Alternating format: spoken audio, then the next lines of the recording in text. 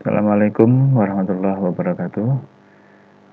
Kita ketemu lagi dengan tutorial bagian kedua untuk penyelesaian soal-soal elektrostatis ya. Oke, saya munculkan soalnya. Nah, saya punya soal ini ya. Sekali lagi, mungkin soal ini juga sudah ada beberapa di postingan lain gitu, tapi saya akan mencoba untuk menjelaskan bagaimana agar lebih jelas penguraian soal-soalnya, kemudian muatannya nanti punya arah gaya atau medan listrik ke arah mana, seperti itu. Nah, jadi coba saya jelaskan dengan sedikit bahasa yang berbeda, begitu barangkali bisa lebih memperjelas persoalan yang ada gitu. Baik, untuk soal yang pertama ini ya, soal yang pertama, oke, ya di sini saya punya dua buah muatan. Ya, di sini ada dua buah muatan tersusun seperti gambar berikut. Ya, ada Q1 dan Q2. Di situ berada pada jarak 10 cm. Gitu ya, jaraknya 10 cm. Jika Q1 adalah plus 1 mikrocoulomb, ya di sini muatannya positif 1 mikrocoulomb. Kemudian Q2-nya itu adalah minus 2 mikrocoulomb dan K-nya adalah sekian. Tentukan besar dan arah kuat medan listrik di titik P. Nah ini ya, ada titik P yang terletak 4 cm di kanan Q1.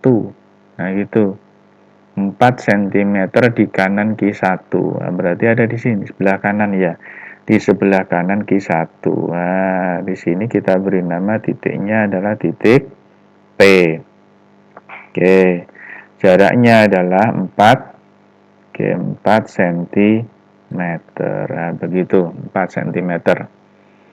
Nah, yang pertama kita harus lakukan bahwa kemana ini arah medan listriknya gitu, kemana arah E-nya. Nah, kita perlu gambarkan dalam rangka untuk melihat arah vektornya, sehingga nanti di hasil akhir kita tahu, oh ini kita jumlahkan atau kita kurangkan, begitu. Nah, kita lihat titik P ya. Titik P itu tidak jelas apakah dia ada muatan positif atau negatif.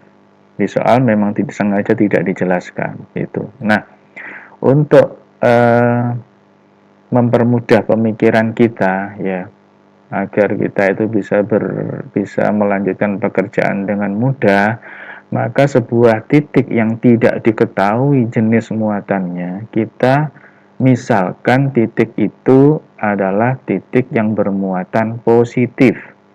Sekali lagi, saya ulang ya.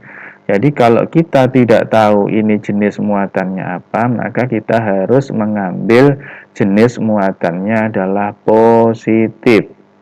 Nah, oke. Seperti layaknya kalau kita tidak tahu sebuah permasalahan gitu ya, maka kita harus berpikir positif juga gitu. Nah, kita nggak boleh berprasangka negatif, padahal kita sebenarnya nggak tahu seperti itu. Nah, maka oleh karena itu kita pakai positif aja ya, selalu positif jika memang tidak diketahui jenis muatannya. Itu menjadi catatan dan digunakan untuk selanjutnya. Oke, nah kalau permisalan ini adalah muatan positif, kemudian Q1-nya juga positif, positif dengan positif tentunya dia tidak akan mendekat gitu. Maka arah medan listriknya ke kanan. Nah, gitu. Ini arah medan listriknya ke arah kanan. Saya beri nama E. Nah, E apa? EP1. Oke. EP1 adalah medan listrik yang dihasilkan pada titik P akibat muatan pada Q1. Dia akan tolak sana ya, dia larinya ke sana. EP1 ke kanan. Nah, sementara kita juga ada muatan yang lain di situ. Nah, di situ muatannya negatif. Itu positif ininya P-nya, positif dengan negatif mendekat. Nah, sehingga di situ juga kita harus tuliskan arah kuat medan listriknya, berarti arahnya juga ke kanan. Nah, gitu. Yang di bawah ini adalah P, 2. Nah, ternyata EP1 dan EP2 itu searah. Nah, gitu. Nah, kalau sudah tahu arahnya, maka kita bisa memprediksi sekarang. Oh, ternyata nanti kuat medannya itu kita jumlahkan. Nah, yang menjadi permasalahan berikutnya adalah berapa EP1 dan berapa EP2. Nah, kita cari satu-satu, yaitu EP1. Ya, EP1 berarti apa? K, ya, Q-nya adalah Q yang mempengaruhi yang punya medan itu, berarti Q1 yang mempengaruhi P ini muatan keberapa. Ketika kita bahas ini, muatan yang pertama kan tentunya. Ya, kita bagi dengan R. Ya, R-nya Oke, kaki per R kuadrat ya. Ya, kaki per R kuadrat. Oke.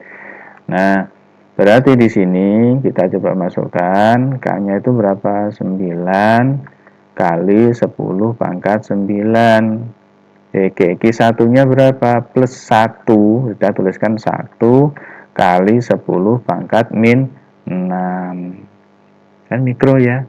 Ya, dibagi dengan jaraknya berapa ini? P dengan Q1 yaitu 4 cm. Hati-hati satuannya masih cm. 4 kali 10 pangkat min 2 meter gitu di kuadrat. Nah, seperti itu. Nah, berarti berapa? Kita pindah ke sebelah kanan. Nah, gitu ya. Ini ada EP1, saya pindahkan dulu. EP1 sama dengan, nah ini kita kuadratkan, jadinya 10 pangkat min 4. Ya, 10 pangkat min 4 ya ini ya. Min 4 kita bawa ke atas, jadi 10 pangkat plus 4. Nah, plus 4 dengan min 6, berarti berapa? Min 2. Ini min 2. Min 2 dengan plus 9 berarti plus 7. Kita punya angka 10 pangkat 7. Nah, itu. Ya, 10 pangkat 7. Nah, berikutnya kita tinggal lihat yang sebelah sini. Ini 4 kuadrat 16 ya. 9. Berarti 9 per, ya, 9 per 16 kali 10 pangkat 7, satuannya Newton per Coulomb. Yaitu ada EP1. Nah, kemudian EP2 itu ya.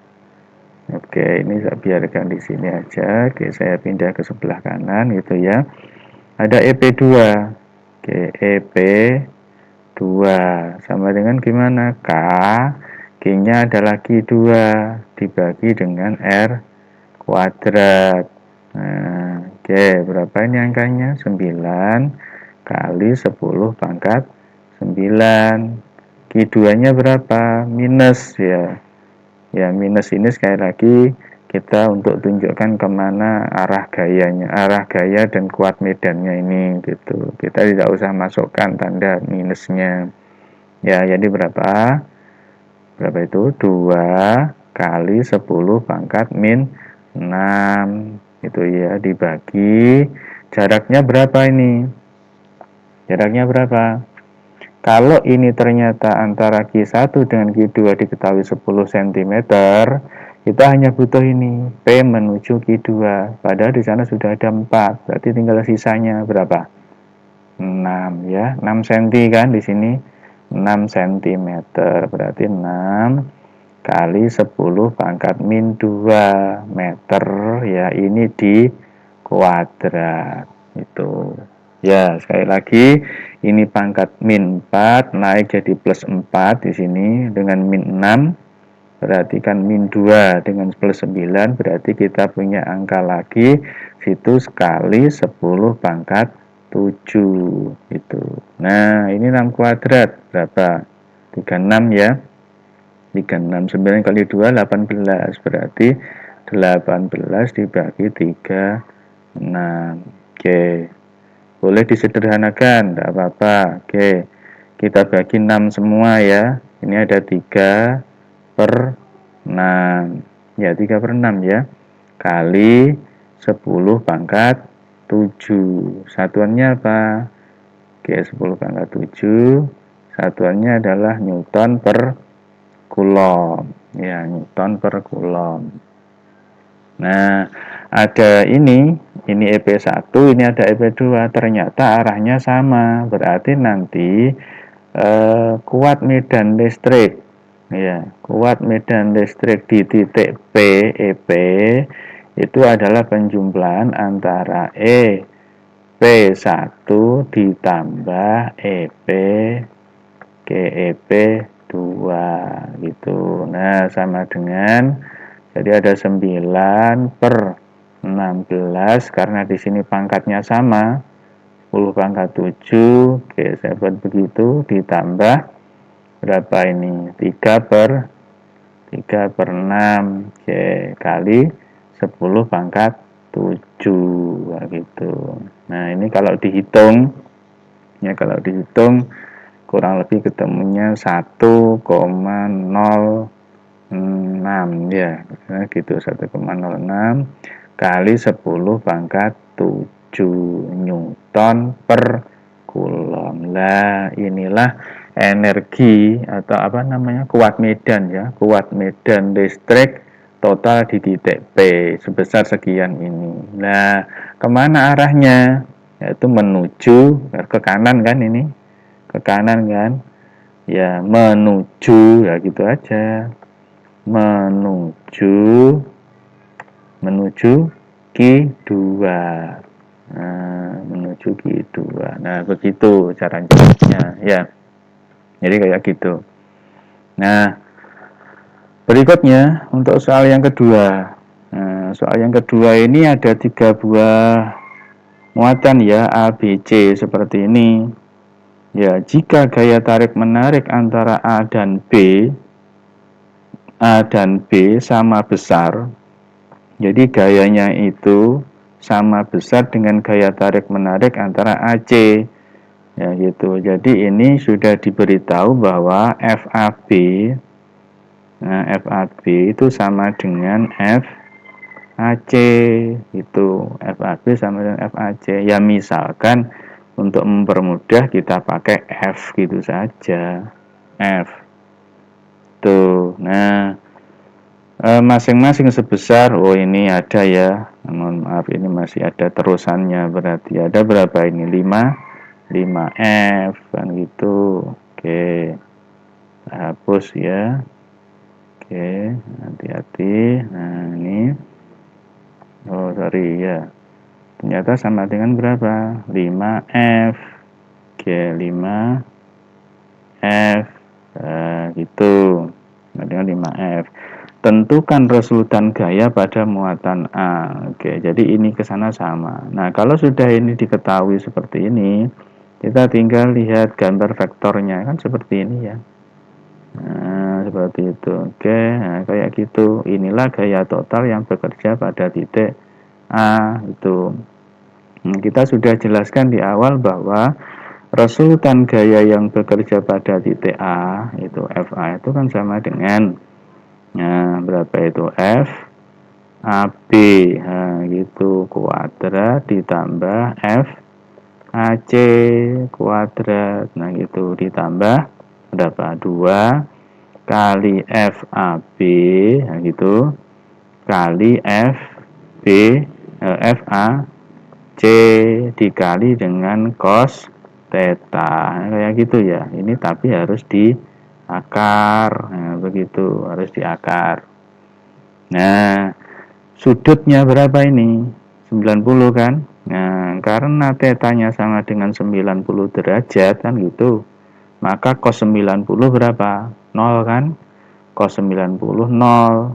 Nah, gitu. Ini berarti suku yang sebelah sini, nah, ini sama dengan 0. Nah, itu sama dengan 0. Sehingga praktis tinggal sama dengan ini aja, FA ya. tinggal mana? Tinggal ini aja, sama dengan akar. Nah, ini aja FAB. Berapa? 5F. Oke, dikurung di kuadrat. Ditambah berapa? Gayanya sama ini tadi. 5F juga. Oke, di kuadrat. Tuh, sama ini sukunya ya. Berarti kan 2 kali ya. Jadi kan boleh saya tulis begini ya, sama dengan akar 2 kali gitu aja 5F di kuadrat. Nah gitu. Berarti ini kita bisa pisahkan sama dengan ini kan di kuadrat, di akar kan hilang ya, berarti 5. Oke, 5F ini bisa keluar dari tanda itu akar ya, akar 2. Satuannya apa? Ya, satuannya adalah Newton. Nah, udah selesai. 5F akar 2. Nah, begini adik-adik cara penyelesaian, mudah kan? Nah, saya kira jauh lebih jelas sekarang gitu. Baik, untuk pembahasan soal berikutnya kita akan ketemu pada tutorial berikutnya. Tetap semangat dan selamat belajar, semoga sukses. Jangan lupa like, comment, dan subscribe-nya. Assalamualaikum warahmatullahi wabarakatuh.